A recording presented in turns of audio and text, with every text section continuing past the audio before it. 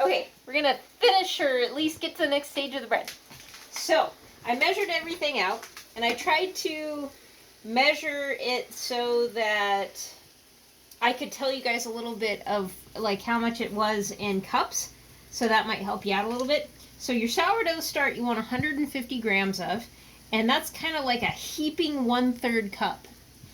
And then your oil, which is 25 grams, you're gonna want a little under a 1/4 cup. So you can kind of, I don't know if you can kind of see it moving around in there, but you know, your 1/4 cup line, I'd say just a little bit under a 1/4 cup, or 25 grams. Your water is going to be 250 grams, and that's right about at 1 cup. So it's amazing to me when I'm weighing water how much water weighs. It's kind of surprising. So I'm going to add the water to the starter, and that's relatively warm water. It's the higher end of warm. It helps kind of develop the enzymes that get the bread to grow. If you put in cold water, it's not good, kind of like with yeast bread. So, and then I put in the oil. I always let it kind of drip out of there. And we're not going to add the salt yet because we're going to go through a process called auto-leasing, which means you're going to add all your ingredients minus the salt, and it just kind of gets a chemical process going. I'm not a technical bread maker. I don't know all the terms, but it gets the process going enough that it helps develop the gluten, the natural gluten. So at this point, if you have rings or any bling, take them off because they're going to get really messy. And we're just going to take all of this and just grab a fork or a whisk, and you're going to whisk it together. Just get it nice and mixed up. Sorry, Craig. My husband is helping me with these videos, and he's getting goop on him at this time. I'm not a smooth mixer. Not a smooth operator, let's put it that way. Alright, so there's that. And you can take this bowl of stuff and you can tear it onto your scale.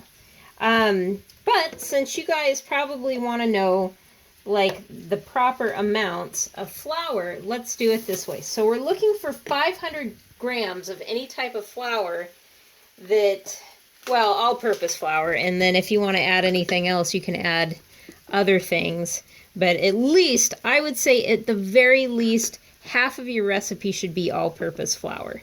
So, unless you're using gluten flour, which is, you know, great for bread.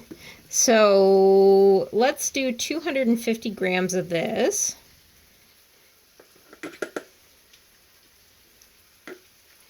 Good enough in my book. And we'll kind of look at, see what 250 grams is.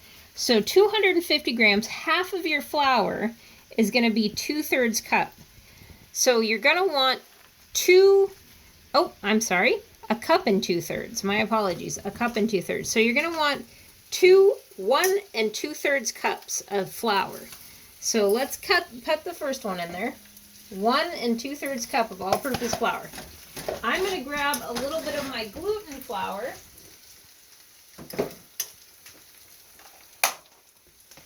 And I'm going to measure out some of that.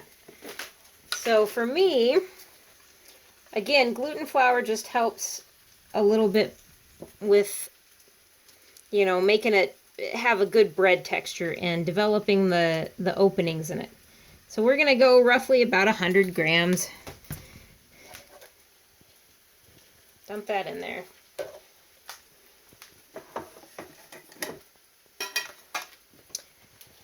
Actually, let's go, 100 grams. And then let's get some wheat flour. So I'm looking for 500 grams. I'm just picking a couple different flours that will add up to 500 grams. So let's see, we got 350 already, so we need another 150 grams.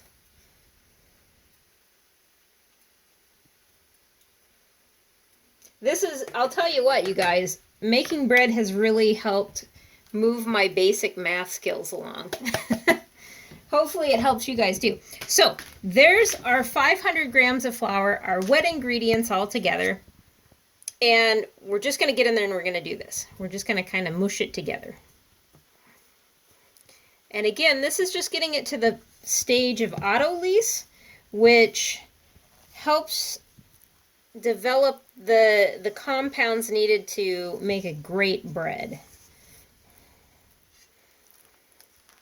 So you want it kind of stringy looking.